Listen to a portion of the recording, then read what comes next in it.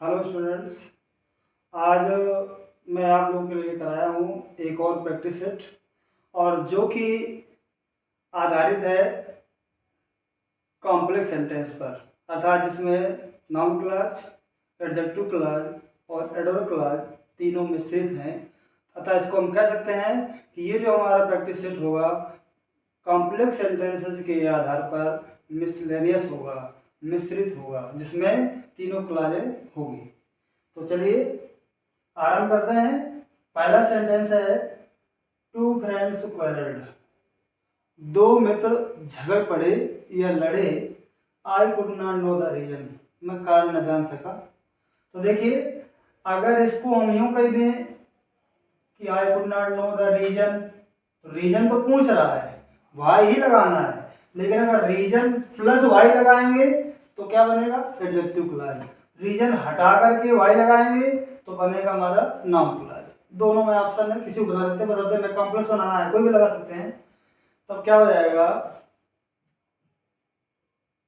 आई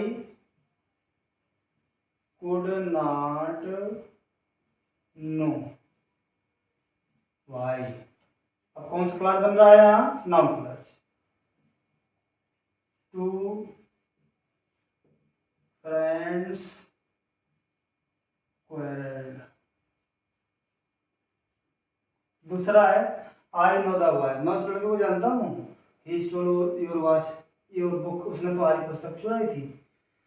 तो यहाँ पर इस लड़के को लेकर दूसरे वाक्य में चर्चा की गई है, उसके बारे में चर्चा की गई। जिसमें चर्चा की जाए उसको क्या करते हैं? Adjective clause. बॉय मनुष्य जाति है। किसने चुराई? इसने, इस लड़के ने। यहाँ कर्ता कारक है, कर्ता में क्या था? हु। तब क्या हो जाएगा? I know the boy who. अब एक प्रोनाउन लगाएंगे, एक हटा देंगे। Stole your book. तीसरा है the rose is a beautiful flower. तो कह रहा है गुलाब एक अच्छा या खूबसूरत पुष्प है, फूल है। इट इज सर्टेन, निश्चित है। इसमें क्या किया जा रहा है? किसी बात को, किसी तत्व को माना जा रहा है। मानने ना मानने के बाद वो कौन सा क्लॉज? Noun clause. तो चलिए इसको पहले आइए, कौन सा क्लॉज बन जाएगा? तब क्या हो जाएगा? It is certain.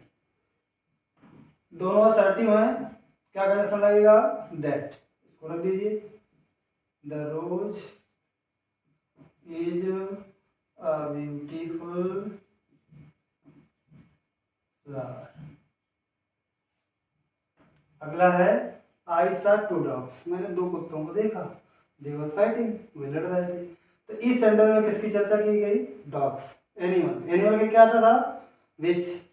पशु पक्षी, पेड़ पौधे, फल फूल, कीड़े मकोड़े, इमारतें, एनर्जी वस्तुओं, धारक पुस्तकों, क्या था? विच। एडजेक्टिव क्लॉज है। तो क्या हो जाएगा? आई सॉ टू डॉग्स विच। अब यहाँ हमने एक प्रोनाउन लगा, इसको हटा देंगे। Were fighting. He died in an accident.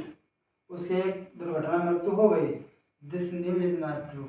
ये खबर सत्य नहीं है, मान नहीं रहा है। मानने न मानने के बाद भी कौन सा clause? Noun clause.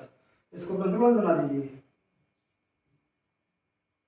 This news.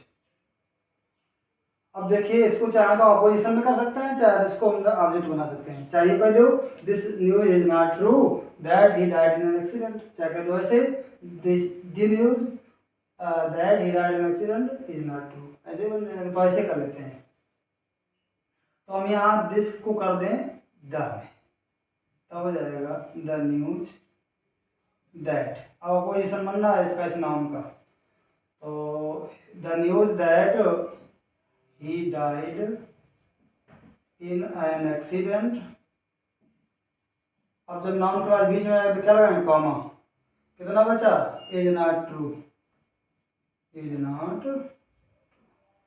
He does not work hard. वो कठिन परिश्रम नहीं करता है। He must fail.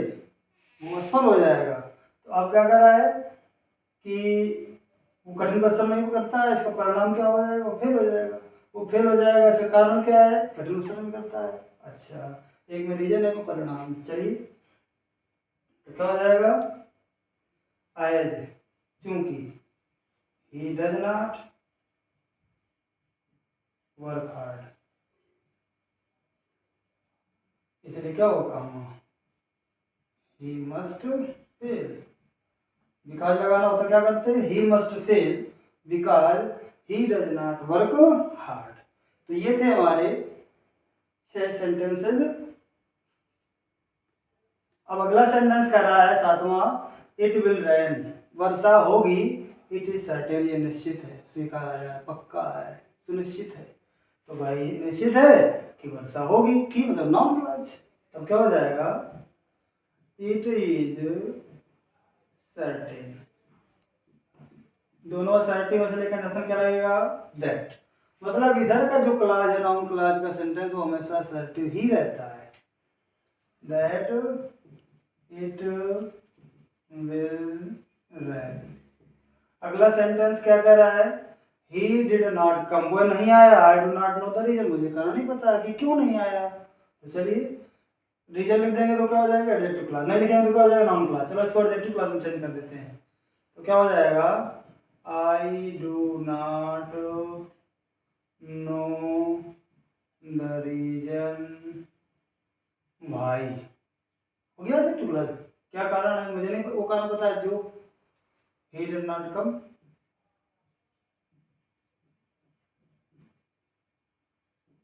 अगला, अर्थ इज राउंड, पृथ्वी गोल है। एवरीबॉडी नोज इट, हर कोई ये बात जानता है ना। दोनों असर्टिव है, ये बात स्वीकार कर रहा है, हर सबको पता है।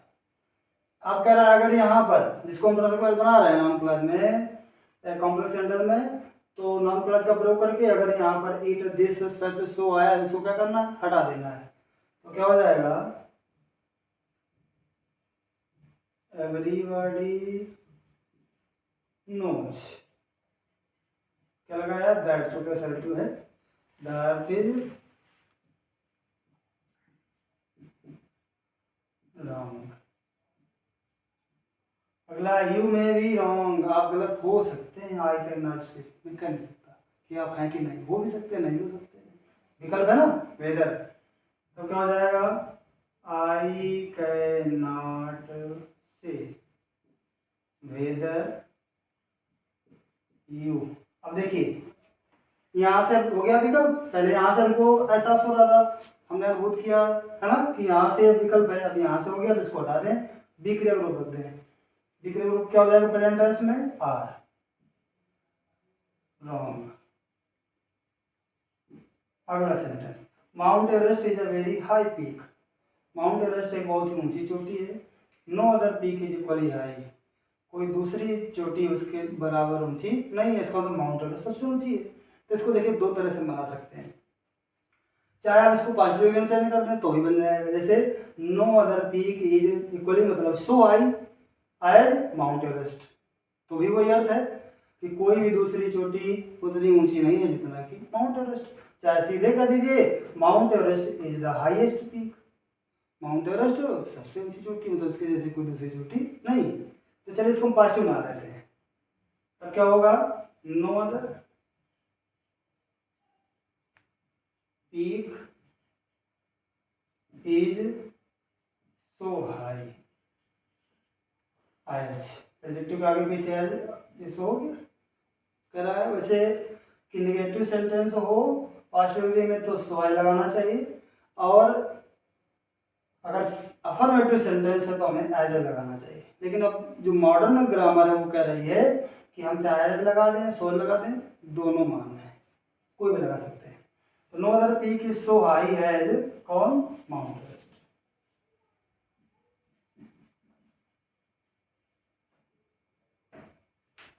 तो प्यारे बच्चों, ये थे वो 11 सेंटेंस है जो हमने इस निश्चित एक्सरसाइज के अंतर्गत रखा हुआ था।